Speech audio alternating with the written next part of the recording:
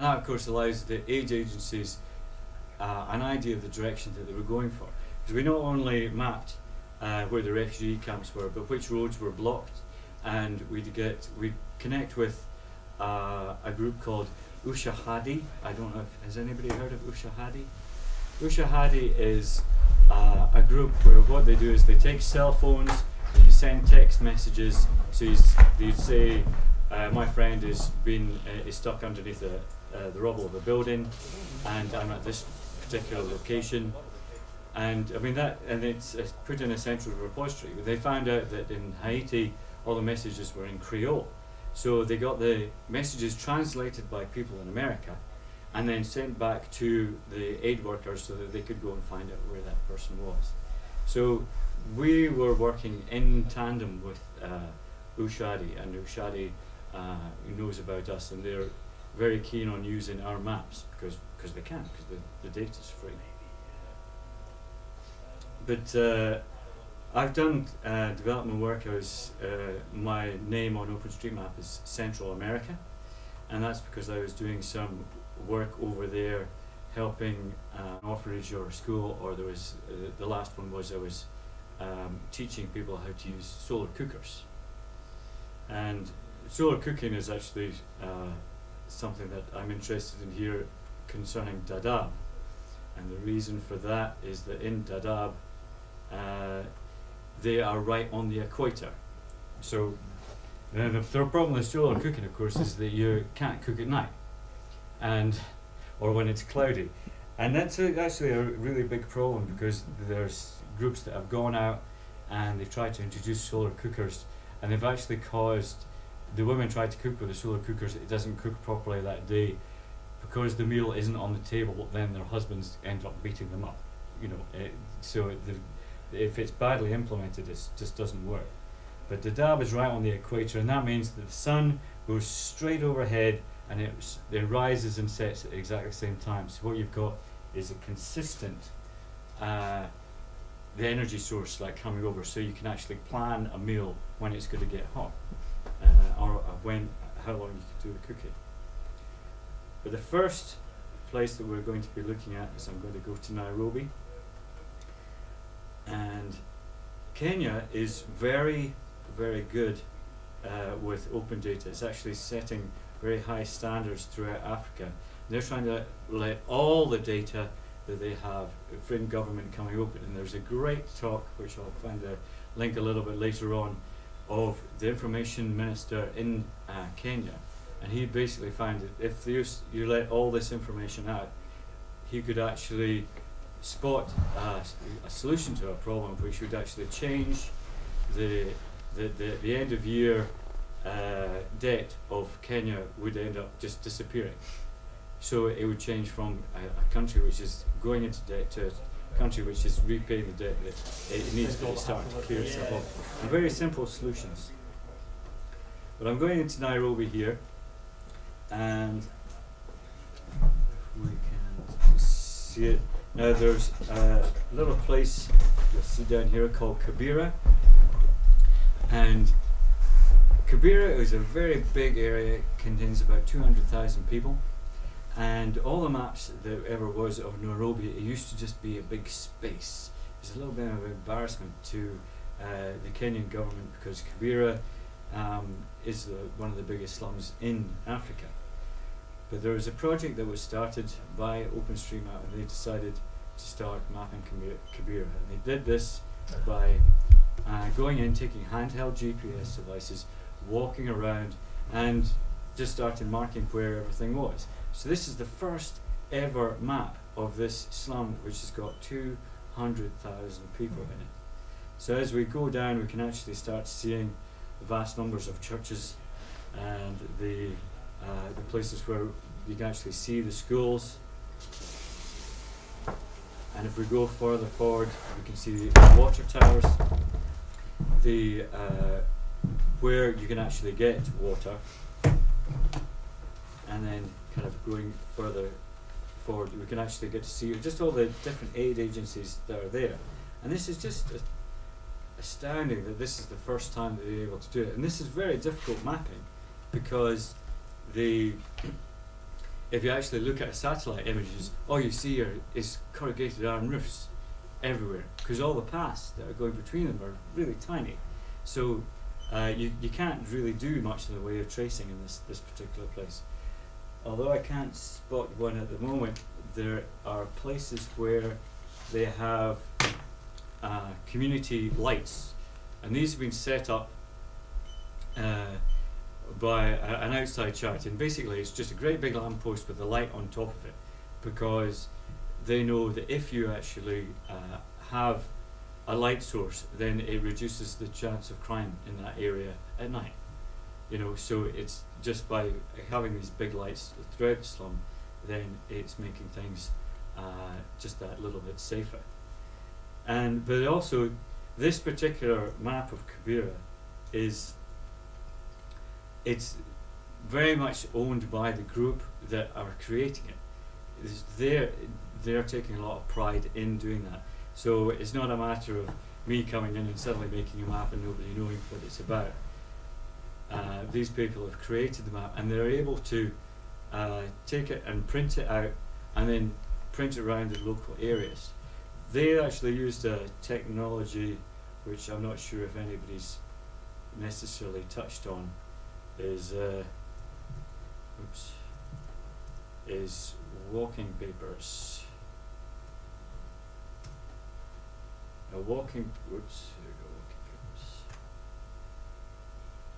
Walking papers allows you to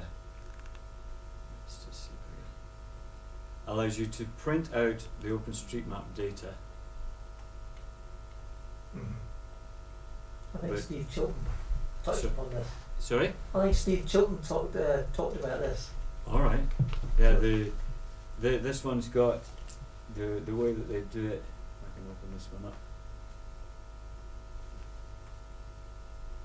What it's got, I can't remember the name of the. It's got a QR. QR code. That's right. QR at the bottom corner, which means that. So we print out this A4 page. People go out. They just scribble on top of it, but then we can scan it back in, and it'll orientate itself the correct way, so that when we bring it into the JOSM editor, then we just use that as a background image, and you can see what you've scrawled on it. So what we do is we send people out with these papers, and we can have any volunteers. We just tell them to write it down, and then we get them to bring it back to the people that know a little bit more about editing OpenStreetMap, and then they can put they add the edits into our database. And there's a good especially like when this program started. This is before the high-speed internet access cable came into the east coast in Kenya. So, I mean, they were all using like dial-up internet, which was ridiculously expensive. So that's why they've always been a little bit behind. But now they've got the broadband cable coming into Kenya, and so things are developing. There's some really, it's going to be really interesting to see the effect that the internet has in Kenya, because they're already they've already got this base of open data that it's important, and I think the development will come out through Uganda, which is not that far away. I mean, they actually want to they believe that they should be the IT country in Africa, so they've got that development thing going, but they never had the high-speed internet access. And if we go to the countries that are around there, say Rwanda and Burundi and Zaire is, I mean, it really is an amazing country. I'm actually going to quickly show you with Google Maps a country, a city in Zaire.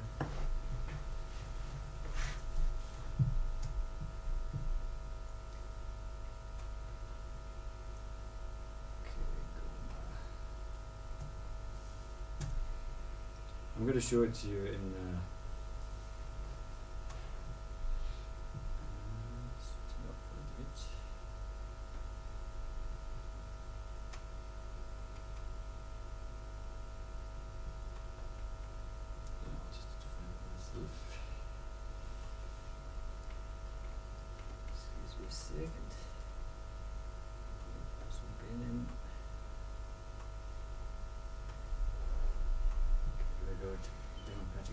Republic of Congo, Rwanda,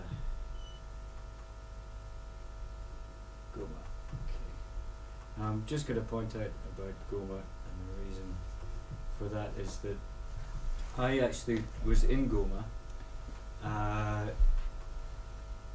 about 2 weeks before the Rwanda genocide happened, and when I was in Goma, Goma consisted of a street which was made of 3 different blocks, and that was the entire village.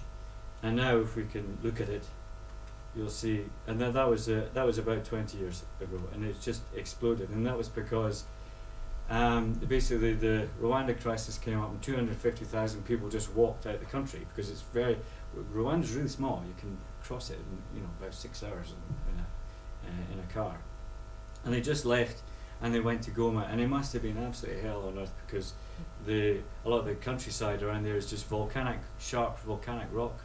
So, and you got 250,000 people. There was no food aid, there was no organisation, but after 20 years they've come into this. But we keep on seeing these mass migrations, and we've been very bad at being able to deal with these big crises. I mean, from the 1980s, when we had Band-Aid, all that money that was raised, and we're kind of wondering why the hell is it still, these things are still going on. And I know that mapping isn't the entire solution, but I think it's the basis for a large part of the organisation for some of the solutions.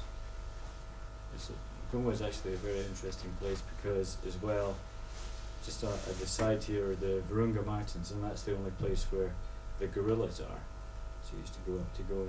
They actually had a really tough time protecting the environment of the gorillas, because they knew that the gorillas would bring in tourist money, but they were killing them for bushmeat and stuff like that. And it wasn't. I think they're getting a little bit better now. But if I go back to OpenStreetMap, there is. I'm going to leave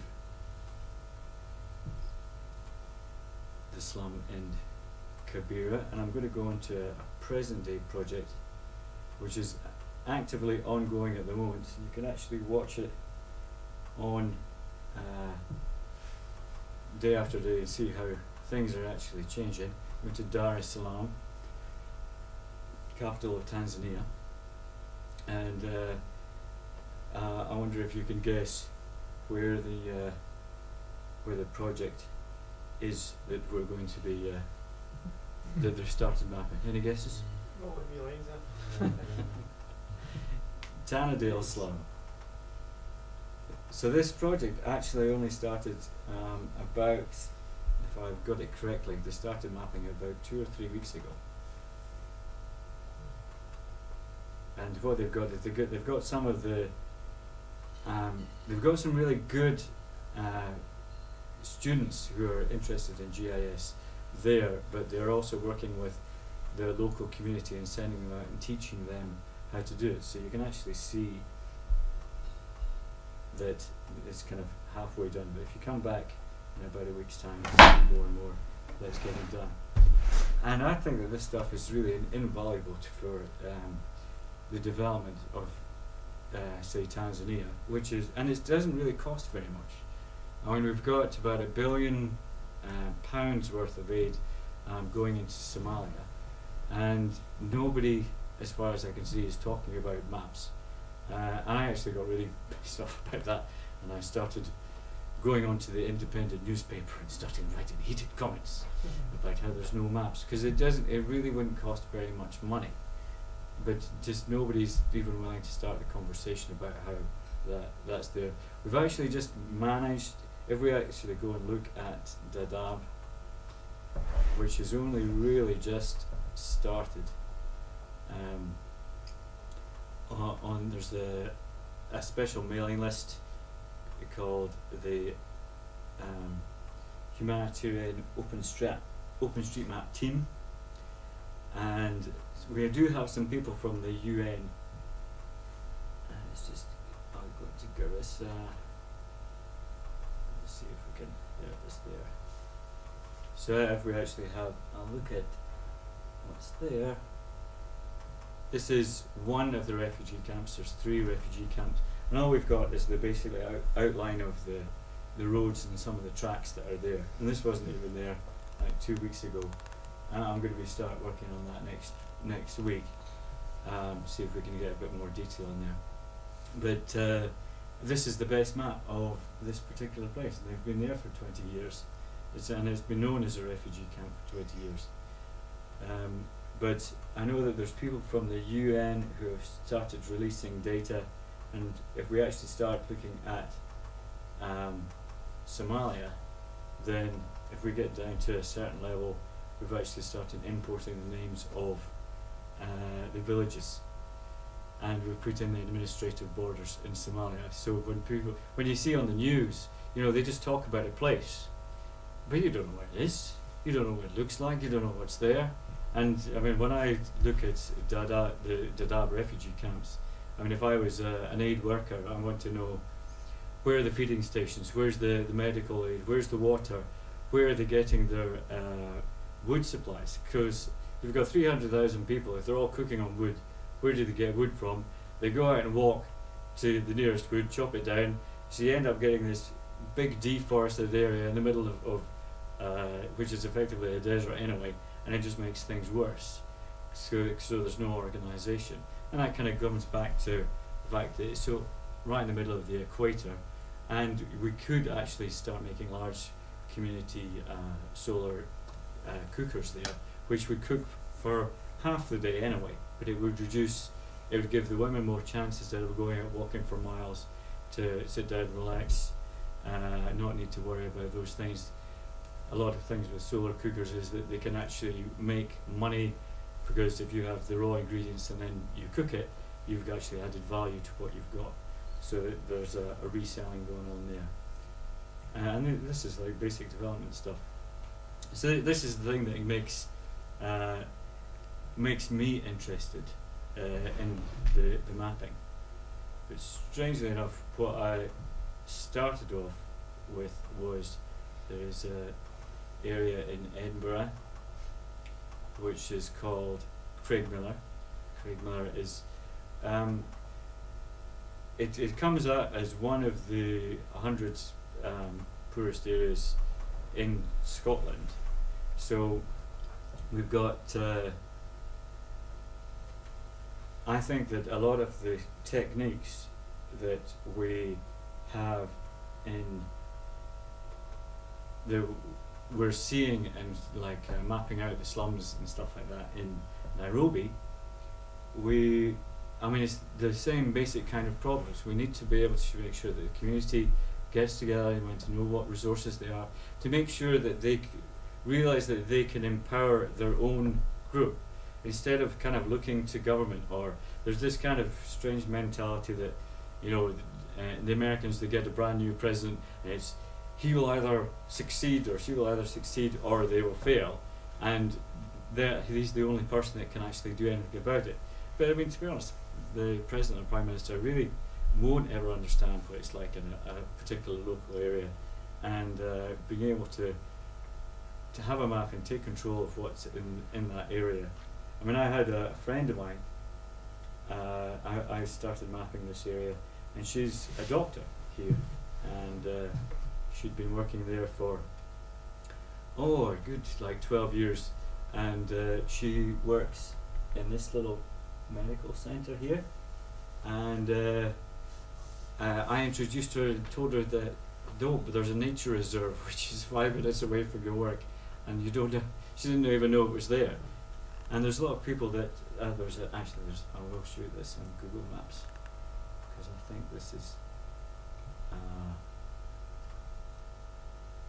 shows the absolute power of Craigmillar. There is I don't know if anybody's ever heard of an artist called Danny Boyle. He was quite famous because he went to he used to be a bit of a bit of a thug, and he went to Berlin, maximum security prison, and he became an artist there, and he became a very successful artist, made lots of money, and went and lived in France, I believe. Left Scotland altogether. But in Craig Miller, if we actually zoom in on parts of Craig Miller, there's this weird man thing there, and this is Gulliver. And Gulliver was created by Danny Boyle. Is it Danny Boyle? Yeah, is it Danny? No. Who is it? Jimmy Boyle, sorry. Jimmy Boyle. Not Danny Boyle, Jimmy Boyle. So if we actually look at it, there it is. One of the only statues that you can see in the whole of Edinburgh, and that's Gulliver. It's in Craig Miller. It was created by Jimmy Boyle. And that was a community project. They actually did another one because they made this great big mermaid structure, because they used it. They built a mermaid structure. It was a little bit, which is actually gone now, but they did it as a protest because they were going to put a motorway right the way through Craig Miller, and they said no, and they felt that they weren't getting listened to, so they made this great big mermaid statue and declared it a local relic, so they can put the motorway through it. The fact that there's loads of traffic going through there now, but I mean, I've talked to a lot of people in Craig Miller, and they really don't know a lot of the community groups that are going on there. And I found some of the local resources, and they got some great stuff, medical resources, or tiny little community groups, which really kind of are very helpful, but people just don't know that they're there. And I mean, there is a lot of problems with health issues and stuff like that, but being able to interact with the community, and they're not necessarily interested in reading big reports. A map will probably give them a little bit more insight into what's going on. So although I'm talking about mapping in developing countries, these techniques can, a map can definitely benefit helping with the identity of a local group, because it doesn't matter which city that you go in, everybody always splits up into their different tribes, or they just loose connections and stuff like that. But although they're not really like that, people just like to generalize and talk about these things. But anyway, if you are wanting, there is an email group, the Humanitarian OpenStreetMap team. We've managed to get some satellite imagery for Dadaab, and they are starting to bring in some data sets for Somalia. And although I know that recently in the news the famine has been wiped off the news due to various different things which grab the news's attention, there does seem to be a bit of kind of donor apathy about Somalia now. They're just kind of, not again, but this is a really bad one, but they've had 30 years of hearing about it, and it doesn't seem to be going away. And I think one of the big reasons is that they haven't had a map to start doing planning long-term development. So that was just about all I was really good to talk about. Was there any? Did you have any questions or thoughts? No. Who was it they got a data set off? I was talking to you about over the satellite pictures of Africa that were going to get, and they kept them blocked every time they were going to get an updated map or a closer map, kept them blocked. Who's it got the new satellite picture off? Oh yeah, what happened? I think what happened was that the UN after Haiti, I mean that's the thing that kind of suddenly made us aware to the United Nations. But the United Nations is big, slow-moving bureaucracy, and I mean, I think we've actually got somebody from the United Nations on our mailing list, and I put out one of my bitchy emails. But the fact that they're starting to see the importance of it, and they're starting to bring it in, and from that direction, we're starting to get satellite images, because we have had satellite. We've had imagery from, say, like the space shuttle, but unfortunately, the resolution just isn't quite good enough.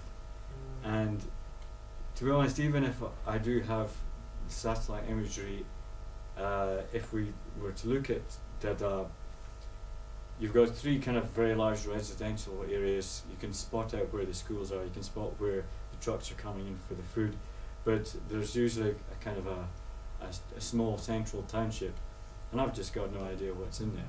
I mean, because I know that you get things like Biden, the Vice President of America, going to visit there, the fact that they've got a large tarmac airstrip, it's almost as if, you know, it's ready for celebrities, because they can just fly them in there, and then they can get the photo up, and then they naff off again. With a large township, so I know that from personal experience, there's going to be a kind of a green zone in there, where you've got the journalists, and you've got a nice safe place, and inside the green zone there will be a place where the doctors and nurses can go and have a couple of swallies, but then there'll be supply places, and there will be commerce going on. There'll be shops and things. Enough for you butchers and hairdressers or something on map there? Yeah, that was in Kibera, because when you look at a slum on a satellite image, I mean, you just see all these corrugated iron roofs or whatever. But I mean, there's restaurants and pubs, and people are getting their hair cut, and especially in the slum, the thing is that with a hairdresser, they might have an argument with somebody, and then they just move to another shack. So because their business is bare scissors, so they're just moving, you know. So it's very, very changeable all the time. But if you've got a place like Kibera, then the first thing that you'd start thinking about is water. I mean, one of the famous first surveys was about the outbreak of cholera in London, and the well, and famously breaking the handle of the well and stuff like that. But being able to plan the water sources and say electricity. I mean, electricity is quite an interesting one. In Nicaragua, where I was, you could get electricity and you get a meter put up on your mud shack, but their concept of electricity is, well, you can have a meter, and yes, that's right, but then they wire it themselves. So what the householder with the meter becomes the electricity supplier, and then they charge for the electricity to the other house, right? But they don't. They just kind of get the bill, and then they go, "You owe me this much, you know, because you've got telly," you know. But they also bypass it, so it's actually very difficult to increase the grid, because people are always just kind of going and nearly killing themselves by wiring something up.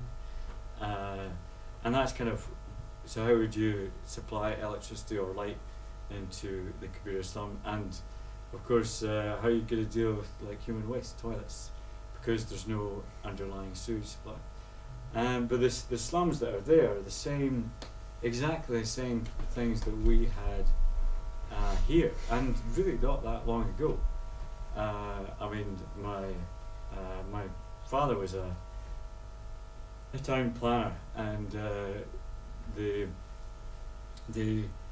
effect of what was happening in the Gorbals in 80 years ago, and how they started bringing in town planning, and but they basically did a lot of chopping and gutting, and they made. I mean, there's been lots of different mistakes about town planning, but you know, we've got past that. But how do we look at a modern slum and then figure out how to keep it going as a community? Because strangely enough, the slums, it's actually very ecologically friendly. because it doesn't use very much. They recycle absolutely everything, but they do have like a lot of medical processing. It's interesting that, like recycling, in the organisation as well. There's a guy does a thing. It's Barefoot Economics. Who was a kind of economist, taught at Harvard and places like that, and he was in Peru, some place in South America, and he was thinking, what have I got to say to these people? The growth, national produce, and all this kind of stuff. And he's talking to a wee guy who's up to his neck in water and doesn't know where his next meal's coming for. He's got the wife, 2 kids, the granny to look after. And he went to live with him for a while, before all this stuff was on the telly about living, and created this economic system with their values. And he was thinking the first thing you notice right away is they're inventative. You don't survive in the slum unless you're creative. And you don't survive in the slum unless you can create solidarity. You're not going to do it yourself. You know what I mean? They discovers all these nice kind of values in the community that you can use to create your economic system. And just watching this just now, how you can jump from Nairobi to Edinburgh, what's it called again? Craig Miller. You know what I mean? It'd be a brilliant way to do a tutorial, speaking about even the technology, how you do this. For instance, here the problem is, we're living in the hot electricity, and then you can jump to Craig Miller, and the idea about, the Gorbals in the 60s was amazing. When you look at the stuff, it's like the Dark Ages. I'm thinking, God, that was around then. And that is such a short time ago. It really looks, and it's not that far away. Yeah, and that might be a good way of, more interesting ways into this mapping thing, using these two ideas. There's lots of interesting parallels as well. Strangely in Nairobi, they've got a drug problem. The drug is called chat, which is a kind of a chewable thing that makes you feel pretty good. So they consider that to be a big major problem. They don't have any problem with heroin or cocaine because they can't afford it. Yeah. Although I hear that there's a new drug in Russia called, they nicknamed Crocodile, which is made up of commonly used household chemicals, which is just doing nasty things to people. But it is still a drug problem, and I think because it's been really named as a law enforcement problem, but really I consider it a health problem, and because if you dealt it as a health problem, there's a lot of more different solutions to that. But the comparisons between the two, the thing is that in those slums, the idea of a house is you've got cardboard walls, and the only really reason they want a roof is to keep out the sun. It's not about being cold or anything like that. But how do they maintain? They don't have any security. But how do they want to maintain their little space? They want to have security. They want to have a bed. They want to be able to have cooking utilities.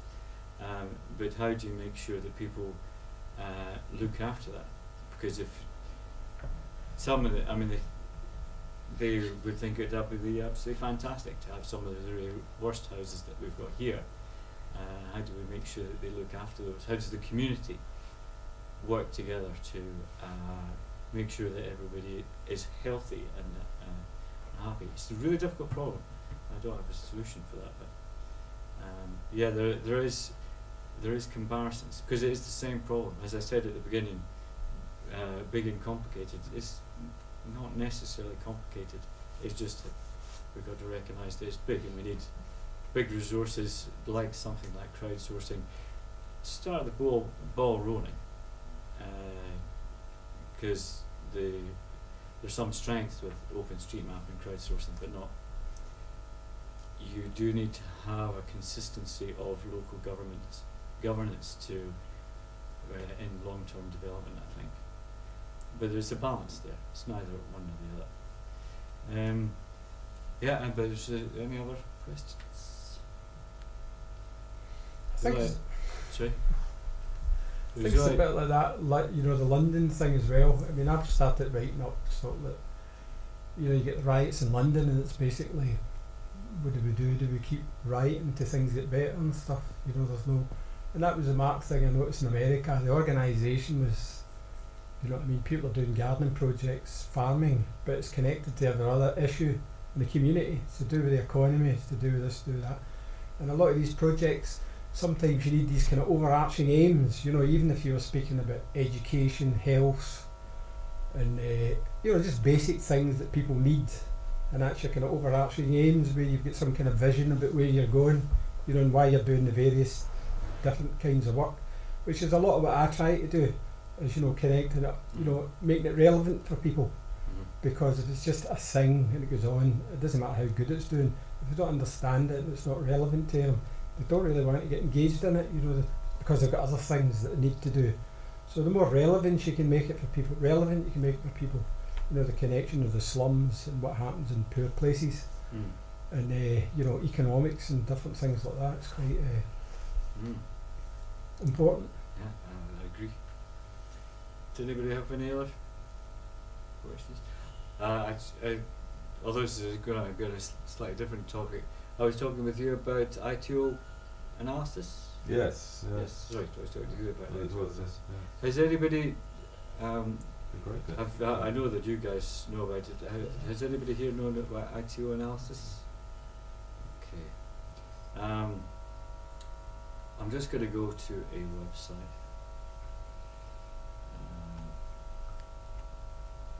This is on a slightly different subject, but I just thought I would talk about it because I think it's worthwhile.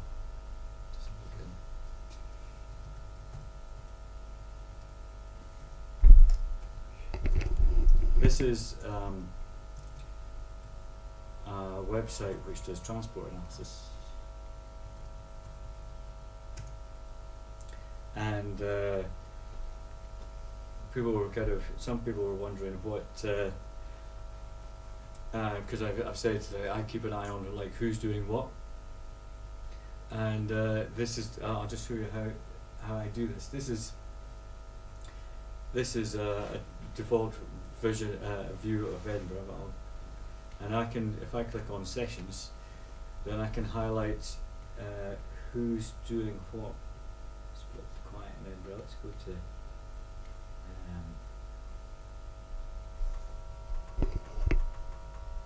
Glasgow.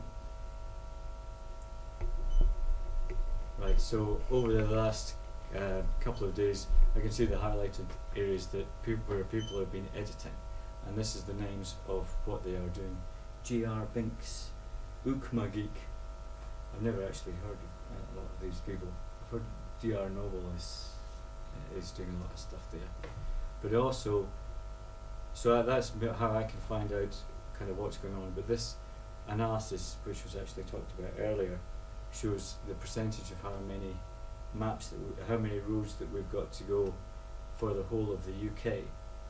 It was actually Chris talked about it this morning, but out of the number that we've got left for the whole of UK, I mean, we've got 850,000 for the whole of UK, and we've got 140,000 to go, which just means that we'll get about, for the whole of the UK, we'll be finished in about 10 months, something like that. We should be finished Scotland a little bit sooner than that, but we're knocking, and this is quite a low figure, sometimes we're knocking at about 17,000 roads a month.